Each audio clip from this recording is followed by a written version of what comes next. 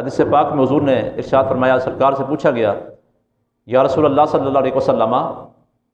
سب سے بہترین صدقہ کون سا ہے؟ تو آقا کریم نے فرمایا سب سے بہترین صدقہ وہ ہے کہ جب تمہیں ضرورت بھی ہو اور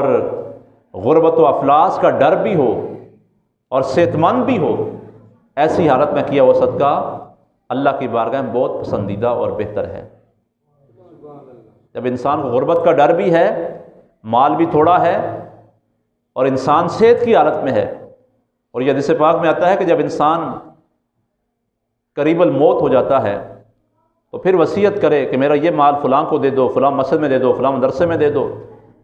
میرا یہ کھیت فلاں کو دے دو، یہ جگہ فلاں جگہ پر دے دو، اتنا پیسہ فلاں جگہ پر دے دو۔ فرمایا کہ اس وقت